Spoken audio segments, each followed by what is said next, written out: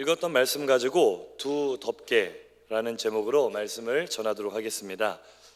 삶을 살다가 보면 문득 지치고 피곤함을 느낄 때가 많이 있죠. 특별히 예수를 믿는 신앙을 가지고 살아가다 보면 정말 내가 하나님의 자녀가 맞는지, 내 삶은 왜 이렇게 고달프고 힘든지, 정말 내가 구원받은 백성이 맞는지 의심이 찾아올 때가 있고요, 지칠 때가 있고 힘든 순간들이 찾아옵니다. 그래서 하나님의 섭리를 의심하는 순간들도 있고, 때때로 우리 구원의 확신마저 흔들리기도 합니다. 아마 광야 같은 인생길이 너무 힘들기 때문에 이런 현상이 나타나는 것 같습니다. 그런데 출애굽한 이스라엘 백성들도 똑같았던 것 같습니다. 광야길을 걸어가는데 물도 없고요, 주변을 둘러봐도 식량을 구할 곳도 없고, 지금 가고 있는 방향이 제대로 가고 있는지 잘 모르겠고, 너무나 막막하고 힘든 광야 같은 현실 속에서, 광야 현실 속에서 그들은 하나님을 끝없이 의심하고 원망했습니다. 이때 하나님께서는 모세를 통해서 성막을 만들으라고 명령하셨습니다. 성막은 하나님의 임재를 상징하는 거룩한 장막이죠. 자, 그런데 하나님께서 왜 이 성막을 만들으라고 하셨을까요? 하나님께서 거할 처소가 없어서 만들라고 하셨을까요? 잘 아시다시피 이 성막은 천막입니다. 천막. 이 천과 나무로 만든 천막이고요, 신이 임재하시고 거하신다고 보기에는 상당히 초라해 보이죠. 왜냐하면 우리가 그리스나 로마의 신전들을 보면은 기둥만 해도 이 아름드리 나무보다 더 두꺼운 이런 파르테논 신전과 같은 크고 웅장한 신전들을 보게 됩니다. 그에 비해 하나님이 임재하시겠다고 말씀하신 성막은 너무나 작고 초라해 보이는 거죠. 그런데 왜 하나님께서 성막을 만들라고 하셨을까요? 우리 하나님은 이 건물의 크기나 웅장함을 보시는 분이 아닌 줄로 믿습니다. 인간의 힘으로 만들 수 있는 가장 크고 화려한 건물을 만든다고 한들 하나님이 거하시기에는 그 역시 초라할 뿐입니다. 하나님께서 우리에게 성막을 만들라고 하신 것은 하나님께서 거하실 곳이 없어서, 집이 없어서 만들라고 하신 것이 아니라 바로 이 성막을 통해 우리에게 주시고자 하는 메시지가 있기 때문인 줄로 믿습니다. 말하자면 하나님께서 우리 가운데 임마누엘 하시겠다는 약속인 거죠.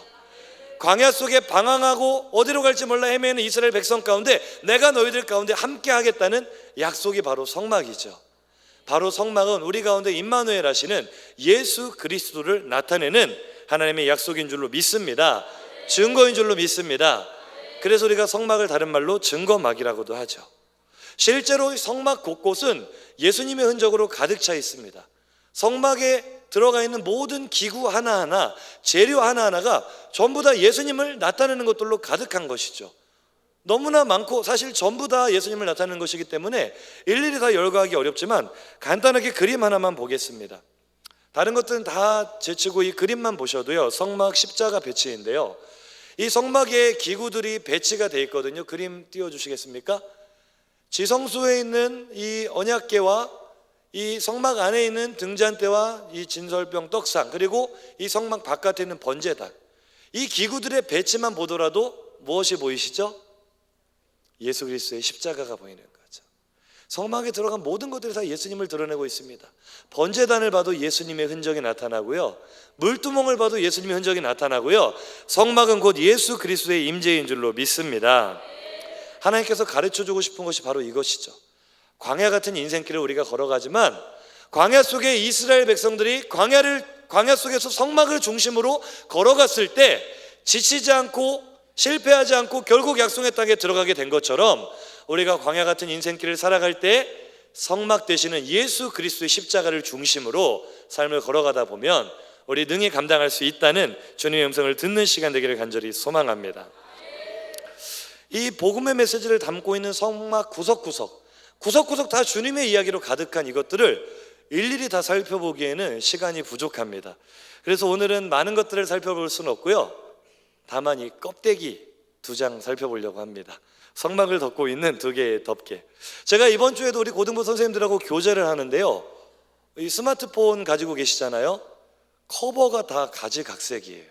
저희 성도님들 중에 이 스마트폰 커버를 수제작하시는 분이 계시다고 들었습니다. 그분께 맞췄다고 하는데요, 같은 분이 만들었지만 색깔이 다 다르고요, 모양 무늬가 다르고요, 그 사람의 개성을 잘 드러내는 것 같아요. 제 스마트폰 커버는 이겁니다. 뭔가 저를 대변해 주는 것 같죠? 피부색과 비슷한 검은색 커버입니다. 스마트폰 커버만 봐도 이 주인의 취향이나 생각이 드러나듯이 이 성막을 덮고 있는 커버만 봐도 하나님의 마음이 드러내는 것을 알 수가 있습니다.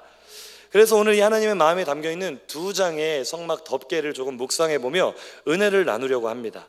먼저 성막을 한번 우리가 살펴보기를 원하는데요, 성막은 이런 널판을 중심으로 만들어집니다. 사진 PPT 먼저 하나 띄워주시겠습니까? 이것이 지금 조각목으로 만든 널판입니다. 조각목으로 만들고 아래 받침은 은으로 받침을 했고요, 조각목으로 세우고 그 위에 금으로 씌웠습니다. 그리고 저 가운데 보이지 않게 관통하는 이음새가 있는 거죠. 그리고 바깥에 있는 4개의 고리는 또 4개의 이음새가 연결이 돼서 저 널판으로 쭉 사각형 모양으로 만든 것이 성막입니다. 완성되면 이런 모습이겠죠. 자, 조각목 금을 씌운 다음 PPT 보여주시기 바랍니다. 이렇게 널판으로 성막이 완성이 되게 됩니다. 그럼 이제 우리가 오늘 살펴본 것은 이 위에 씌워지는 덮개인데요, 사실 성막을 덮는 막은 오늘 제목처럼 2개가 아니고 4개입니다. 제일 먼저 이 위를 덮는 막은 첫 번째, 자, 이런 막입니다. 청색, 홍색, 자색 실로 공교에 꿰어서 만든 이 휘장으로 번역된 이 막이 첫 번째로 덮어집니다. 그 위에 뭐를 덮냐면요, 2번째 막으로 염소털로, 자, 방금 만든 이 휘장은 10폭인데요 11폭짜리 염소털로 조금 더 길게 그 위에 덮습니다. 이제 보온과 방습을 위해서 이렇게 한다고 할 수가 있는데요, 자, 여기까지는 우리 성경이 휘장이라고 번역을 해놨습니다. 히브리어 원어를 찾아봐도요, 예리야라는 단어로 휘장이라고 번역을 해놨고요, 이제 중요한 것은 우리의 성경에 덮개로 번역되어 있고 히브리어 원어도 미크세라고 덮개라는 단어를 쓴 3번째, 4번째 막입니다. 이 염소털 위에 이제 이 줄과 말뚝으로 박아가지고 붉은 물들인 이 순양의 가죽으로 3번째 막을 씌웁니다. 이것이 이제 저희가 오늘 살펴볼 덮개 중에 하나고요, 그 위에 마지막으로 뭐를 덮어주냐면은 조금 거무튀튀한 이 해달의 가죽으로 마지막 윗덮개를 덮어줍니다. 이 4번째 덮개와 3번째 덮개가 오늘 성경에 덮개라고 번역을 하고 있어요. 그래서 오늘 설교의 제목이 무엇이죠? 2 덮개입니다. 자, 그러면 이 첫 번째 겉으로 보이는 덮개부터 우리가 한번 살펴볼 건데, 우리 본문 한번 다시 읽어보고 살펴보도록 하겠습니다. 26장 출애굽기 26장 14절입니다. 다 같이 읽습니다. 붉은 물들인 순양의 가죽으로 막의 덮개를 만들고 해달의 가죽으로 그 윗덮개를 만들지니라. 아멘. 자, 그럼 겉에서 봤을 때 보이는 것은 어떤 가죽이 보일까요? 해달의 가죽이 보이겠죠. 그런데 이제 아까 그 성막의 마지막 사진 한번 보여주시겠어요? 이해하기 쉽게 성막 덮개를 조금 벗겨놓은 사진이 하나 있습니다. 자, 제일 위에 덮여있는 저 끄트머리에 있는 거무튀튀한 저 덮개 보이시나요? 저게 바로 윗덮개입니다. 해달의 가죽이죠. 이 설교 본문을 제가 가지고 묵상하게 된 계기가 있었어요. 저희 고등부 학생 하나가 영어로 성경을 묵상을 하다가 저에게 질문을 했습니다. 목사님, 제가 성경을 보니까 아니 어떤 영어 성경에는 해달의 가죽이라고 써 있는데 어떠한 성경에는 염소 가죽이라고 나와 있어요. 이게 어떻게 된 거예요? 하고 물어보길래 제가 대답을 못 해줬어요. 너무 어렵더라고요. 그리고 목사님 한번 찾아볼게 하고 연구를 하다 보니까 하나님의 특별한 섭리와 은혜가 느껴져서 이렇게 막 묵상한 내용을 나누게 되었는데요. 자, 이 해달의 가죽이라고 번역되는 해달이 히브리어 원어를 찾아보니까 타하쉬입니다. 타하쉬라는 짐승인데요, 문제는 이 짐승이 뭔지를 모르는 거예요. 이름은 있는데 오늘날도 생존하는 짐승인지, 오늘날 타하쉬라는 이름을 가진 짐승이 없기 때문에 학자들이 저마다 추론을 하다 보니까 어떠한 번역본에는 해달의 가죽이다, 어떠한 번역본에는 돌고래 가죽이다, 어떠한 번역본에는 염소 가죽이다 해놨는데, 오늘날 학자들의 이 연구 결과에 따르면 홍해 바다나 나일강 유역에 서식하고 있었던 돌고래과의 이 바다 생물이었을 것이다 라고 추측을 하고 있습니다. 그러니까 돌고래과의 이 바다 생물 해달의 가죽의 특징은요, 햇빛과 비바람을 막는데 아주 탁월한 거예요. 햇빛에도 강하고 방수에도 강하고. 그런데 한 가지 흠이 있다면, 조금 전에 사진을 보셨다시피 아름다운 모습인가요? 별로 아름답지가 않아요. 겉으로 볼 때는 정말 볼품이 없습니다. 거무스름하고요, 마치 제 피부랑 비슷하죠. 거무튀튀하게 별로 볼품이 없는 그런 모습의 덮개가 바로 윗덮개 해달의 가죽입니다. 이 해달의 가죽이 의미하는 것은 무엇일까요? 바로 하늘 영광을 버리시고 우리와 똑같이 볼품없는 모습으로 성육신하신 예수 그리스도를 의미하는 줄로 믿습니다. 이사야 53장 2절에 이런 말씀이 있습니다. 한번 읽어볼까요? 시작. 그는 주 앞에서 자라나기를 연한 순 같고 마른 땅에서 나온 뿌리 같아서 고운 모양도 없고 풍채도 없은즉 우리가 보기에 흠모할 만한 아름다운 것이 없도다. 아멘. 우리가 성화를 보면 예수님이 참 미남이십니다. 그렇죠? 금발머리를 휘날리시면서 아주 잘생기셨어요. 근데 성경을 읽어보면 예수님이 잘생기셨다는 구절은 한 구절도 없습니다. 정말 볼품없었다. 우리가 흠모할 만한 고운 모양이 하나도 없었다. 예수님 마치 이 성막의 위를 덮고 있는 윗덮개 해달의 가죽처럼 거무튀튀하고, 예수님 33살에 십자가에 죽으셨잖아요. 그런데 이 유대인들이나 바리새인들이 비판할 때 네가 나이 50도 못 되어서 그렇게 한다고 30대가 50대로 보일 정도니까 얼마나 이 얼굴에 고생의 흔적이 가득하셨을까요? 볼품없는 모습으로 이 땅에 내려오신 거죠. 왜 거룩하신 하나님께서 이 천하고 볼품없는 사람의 몸으로 또 어떤 사람보다 가장 천하고 낮은 모습으로 이 땅에 오셨을까요?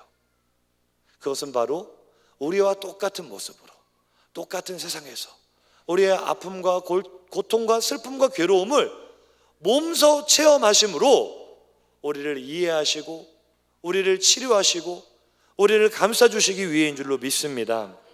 이사야 53장 3절에 이런 말씀이 있죠. 같이 한번 읽어보겠습니다. 그는 멸시를 받아 사람들에게 버림받았으며 간고를 많이 겪었으며 질고를 아는 자라. 마치 사람들이 그에게서 얼굴을 가리는 것 같이 멸시를 당하였고 우리도 그를 귀히 여기지 아니하였도다. 아멘. 그분이 우리와 똑같이 고난당하셨습니다. 내가 겪고 있는 세상의 풍파와 아픔과 고통, 눈물을 그분이 친히 경험하셨습니다. 그분이 바로 우리가 믿는 하나님인 줄로 믿습니다. 사랑하는 성도님들, 우리가 개미와 사랑에 빠진다고 한번 생각을 해보겠습니다. 개미를 사랑할 수 있을까요? 아니, 사랑한다고 말은 할 수 있겠죠. 개미야, 내가 너를 정말 이해한다, 사랑한다, 많이 힘들지, 많이 덥지? 라고 말을 했을 때 개미가 우리의 사랑의 진정성을 느낄 수 있을까요? 기가 찰 겁니다.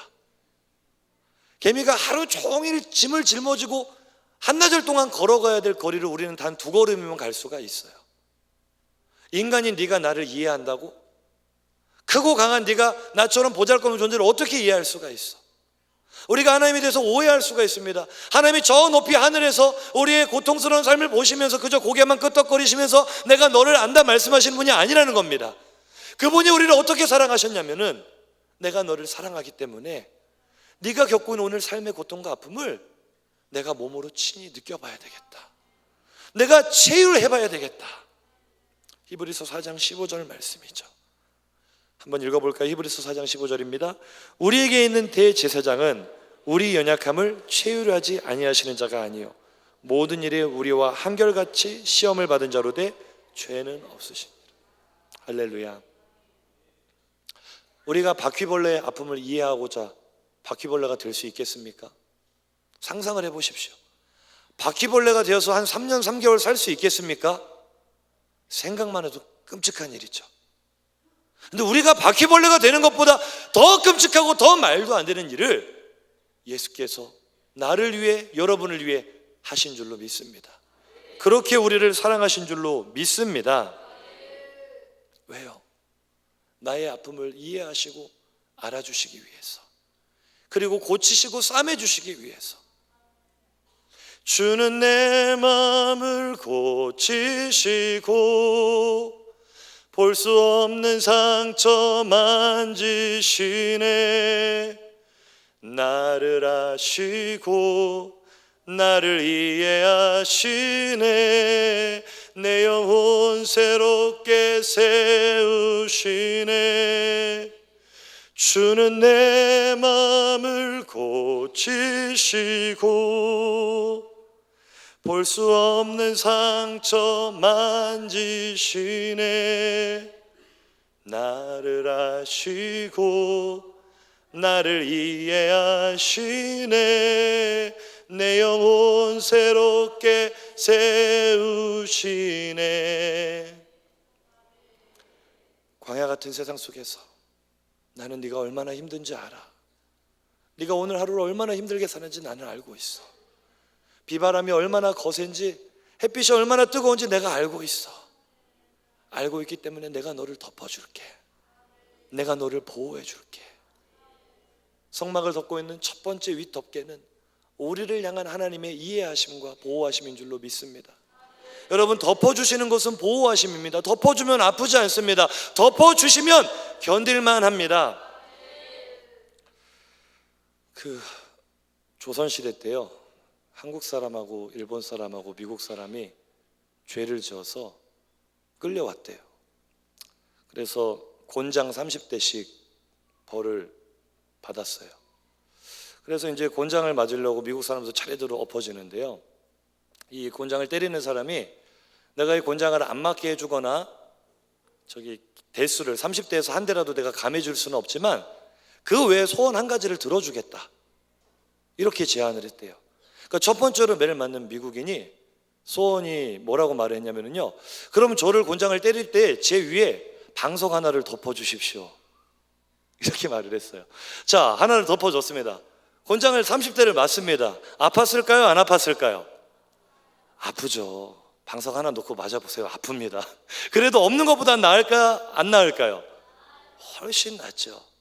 그래서 역시 이 미국인은 창조성이 대단하다, 나이스 하고 이제 갔습니다. 그 모습을 가만히 본 일본인이 자기도 엎드려서 소원을 말합니다. 저는 방석 2장을 덮어주십시오. 이제 2장을 덮고 30대를 맞는 겁니다. 아팠을까요? 안 아팠을까요? 별로 안 아파요. 2장을 덮으니까 견딜만 한 거예요. 갖고 내가 미국인 같은 이런 창조성은 없지만 이 모방하는 데는 내가 최고다, 모방해서 발전시키는 일본인이 최고지만 으쓱거렸답니다. 자, 마지막 한국인입니다. 엎드렸어요. 자, 소원을 말하라고 합니다. 뭐라고 했을까요? 방석 3장 말하라고 했을까요? 저는 방석 필요 없습니다. 그냥 저는 엎드릴 테니까 제 위에 저 일본 놈을 엎어주십시오. 사랑하는 성도님들, 덮어주시면 아프지 않습니다. 덮어주시면 광야 같은 세상 인생길 견딜만 합니다. 하나님 우리를 덮어주십니다. 내가 너를 혼자 두지 않을게. 내가 너를 덮어줄게. 제가 오래전에 봤던 만화인데요, 참 이 윗덮개가 너무 딱인 것 같아서 제가 한번 가져와 봤습니다. 한번 보시겠습니까? 우리가 이렇게 기도를 하잖아요. 지켜주세요 하나님. 그리고 이제 삶을 살아갑니다. 그런데 갑자기 돌멩이 하나가 날아와서 뒤통수를 딱 때리는 거예요. 그리고 고난을 만나죠.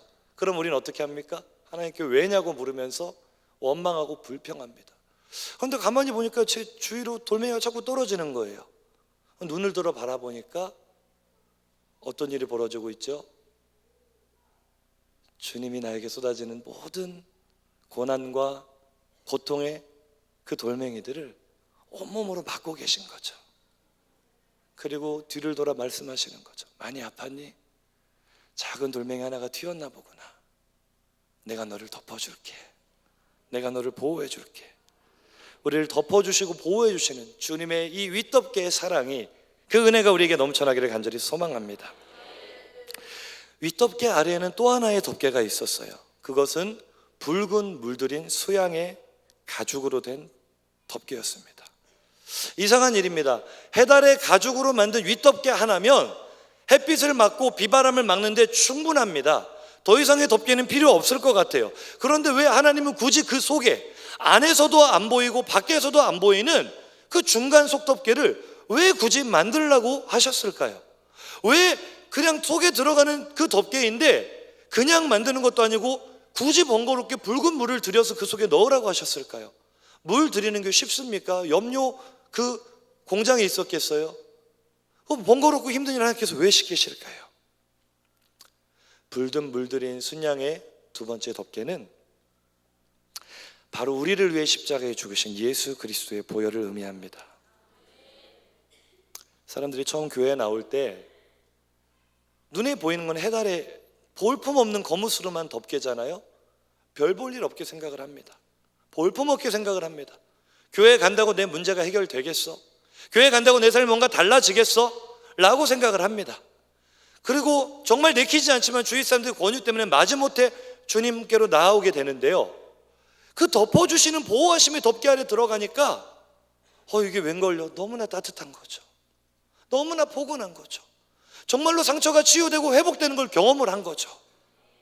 그런데 그렇게 교회 안에 들어와 보니까요, 이 보호하심의 덮개가 다가 아니에요. 점점 더 주님 속으로 깊이 들어가고 주님을 알아가다 보니까 또 하나의 덮개가 있는데 주님의 보혈이 나를 덮고 있는 겁니다. 나를 위해 십자가에 주신 예수의 보혈이 나를 덮고 있는 겁니다. 나를 정결케 하고 나를 의롭게 하고 나의 신분과 삶과 가치관을 완전히 송두리째 뒤바꾸어 버린 주님의 덮어주시는 속덮개 보혈이 있는 겁니다. 우리 이 자리에 모인 성도들, 그 보혈의 은혜를 전부 다 체험하신 분인 줄로 믿습니다. 이 보혈로 덮어진 사람은요, 놀라운 변화를 경험합니다. 이 보혈로 덮어지기 전에는 여전히 내가 살아서 나 자신을 주장하지만, 이 두 번째 덮개인 보혈로 덮어진 사람은 이제 우리의 의가 드러나지 않는 거예요. 내가 살아서 주장하지 않는 거예요. 오직 나를 덮고는 예수의 피만이 우리를 주장하는, 나는 좋고 예수로 사는 사람이 되는 줄로 믿습니다. 우리를 덮고 계시는 순양의, 붉은 물들인 순양의 가죽, 두 번째 덮개가 무엇을 의미합니까? 우리가 의롭게 되는 것은 우리의 행위나 율법의 의가 아닌 줄로 믿습니다. 저를 닮은 시커먼 죄인이 있습니다. 이 죄인이 기도를 열심히 하고 봉사를 열심히 하고 헌신을 열심히 한다고 이렇게 하얗게 바뀔 수 있을까요? 성경은 우리를 본질상 진노의 자식이라고 말하고 있습니다. 본질은 바뀌지 않습니다. 그래서 우리는 주님 앞에 서는 순간까지 수없이 넘어지고 실패하고 때로는 구원의 확신도 흔들리고, 나 같은 사람을 주님이 용납해 주실까? 용납해 주실까? 그런데요, 하나님의 은혜는 그런 것 같아요. 우리를 덮어주시는 붉은 물들인 순양의 가죽, 예수의 보혈이 나를 덮으면은요, 하나님은 내 눈에는 죄악의 본질인 네 모습이 안 보여. 내 눈에는 예수의 피만 보여. 이것이 바로 우리를 구원하시는 의인 줄로 믿습니다. 담임 목사님께서 요즘 계속 설교하시지만 한자를 한번 보겠습니다. 죄인인 나를 뜻하는 나 아자가 있습니다. 이 죄인을요, 어린 양 대신 예수 그리스도의 보혈이 덮으면은요, 이것이 곧 의로울 의자가 됩니다. 내 공로가 아니고 예수의 피가 나를 덮고 있기 때문에 내가 하나님의 자녀가 되는 줄로 믿습니다. 때때로 우리는 실망하고 낙심하고 죄악 때문에 좌절하고 죄책감 때문에 쓰러져서 하나님부터 멀어지려고 그러고 사단의 잠수함에 속아서 하나님을 떠나려고 하고, 그 순간마다 주님이 이 두 덮개를 보여주시는 거예요. 너의 어떠함 때문이 아니고 너를 예수의 피가 덮고 있기 때문에 나의 눈에 너는 의롭다. 누가 뭐래도 너는 나의 자녀야. 누가 너를 정죄할 수 있니? 누가 너를 악하다 할 수 있어? 누가 너를 실패자라 할 수 있어? 네가 세상 속에서 광야 같은 인생길에서 어떠한 모양으로 찢어지고 부서지고 실패하고 낙심하고 무너질지라도 예수의 피가 너를 덮고 있는 한 너는 존귀한 나의 자녀야. 아무도 너를 빼앗을 수 없어. 주님의 은혜인 줄로 믿습니다. 난 주 보혈 아래 있네. 그 피로 내 죄 씻었네. 하나님의 긍휼 날 거룩해 하시었네. 난 주 보혈 아래 있네. 난 원수의 어떠한 공격에도 더 이상 넘어지지 않네. 난 주 보혈 아래 있네. 할렐루야. 이 자리에 나오신 성도님들, 우리 모두 주님의 보혈 아래에 있는 줄로 믿습니다. 내 모습이 어떠하든, 나의 삶이 어떠하든, 내가 얼마나 무너지고 실패하고 좌절하였든 예수의 피가 나를 덮고 있으면, 주 보혈 아래에 있으면 우리는 여전히 하나님의 자녀이고 여전히 하나님의 소망이고 여전히 하나님의 자존심인 줄로 믿습니다. 할렐루야. 이것이 바로 오늘 성막을 통해 우리에게 보여주시는 두 덮개의 사랑입니다. 하나님의 보호하심과 의롭게 하심입니다. 이 두 덮개의 사랑이 나를 덮고 있다는 증거를 우리가 무엇으로 알 수 있습니까? 바로 우리 삶의 흔적을 통해 나타나는 줄로 믿습니다. 베드로전서 4장 7절로 8절에 이런 말씀이 있습니다. 같이 한번 읽어볼까요? 만물의 마지막이 가까이 왔으니 그러므로 너희는 정신을 차리고 근신하여 기도하라. 무엇보다도 뜨겁게 서로 사랑할지니 사랑은 허다한 죄를 덮느니라. 아멘. 두 덮개의 사랑으로 덮어진 그리스도인은 다른 사람을 정죄하지 않습니다. 교회 안에 지체의 허물이 드러날 때, 연약함이 드러날 때 정말 내가 용납할 수 없고 인정할 수 없고 정말 이해하기 힘든 그 사람을 정죄하고 지적하고 싸우기보다는 내가 받은 사랑대로, 내가 받은 은혜대로 덮어주는 것이 바로 예수 그리스도의 사람인 줄로 믿습니다. 그것이 바로 그리스도인 줄로 믿습니다. 사랑은 허다한 죄를 덮습니다. 주님의 덮어주시는 덮개가 우리를 덮어 거룩하게 하고 의롭게 하시듯이 우리의 사랑은 옆에 있는 지체의 허물을 덮습니다. 그리고 일으켜 세웁니다. 그 사랑의 흔적들이 우리 안에 나타났으면 좋겠습니다. 인도의 마하트마 간디를 아시죠? 이 간디가 젊은 날 학창시절에 성경을 열심히 읽다가 내가 예수 믿고 기독교인으로 개종해야겠다는 결심을 했다고 합니다. 간디의 자서전에 나오는 이야기입니다. 왜냐하면 이 예수님의 가르침대로만 하면 이 인도의 고질적인 카스트 제도를 극복할 수 있는 비결이 여기 있다고 발견했기 때문에 이제 나도 교회에 가서 예수를 믿어야겠다라고 생각을 하고 교회에 갔다고 합니다. 그런데 교회 안내위원이 간디가 이 유색인종, 흑인이잖아요. 당신 같은 유색인종은 자리에 앉을 수 없습니다라고 말을 한 거예요. 그리고 예배를 드리고 싶으면 바닥에 앉아서 예배를 드리라고 한 거예요. 이때 간디가 크게 실망하면서 뒤를 돌아 교회 문을 나왔다고 합니다. 그리고 교회 안에도 계급이 존재한다면 차라리 그냥 힌두 교인으로 남는 것이 낫겠다라고 말하며 간디가 남긴 유명한 이야기가 있죠. 나는 예수를 좋아한다. 그러나 나는 그리스도인을 좋아하지 않는다. 왜냐하면 그들은 예수를 닮지 않았기 때문이다. 우리가 이 말을 가슴속에 아프게 새겼으면 좋겠습니다. 사랑하는 성도님들, 입술로만 예수를 고백하는 사람이 되지 말고 예수님을 따르는 사람이 되기를 간절히 소망합니다. 우리가 정말 덮어주시는 은혜를 받았다면 우리도 똑같이 덮어주는 은혜를 베풀 수 있기를 간절히 소망합니다. 예수님이 나를 덮어주신 것처럼 나도 옆에 있는 성도와 지체의 어려움과 연약함과 불쌍한 모습을 덮어주며 나아갈 때 우리 교회는 하나님의 기쁨이 되고 우리를 통해 하나님의 나라가 이 땅에 임할 줄로 믿습니다. 새 계명을 너희에게 주노니 서로 사랑하라. 내가 너희를 사랑한 것 같이 너희도 서로 사랑하라.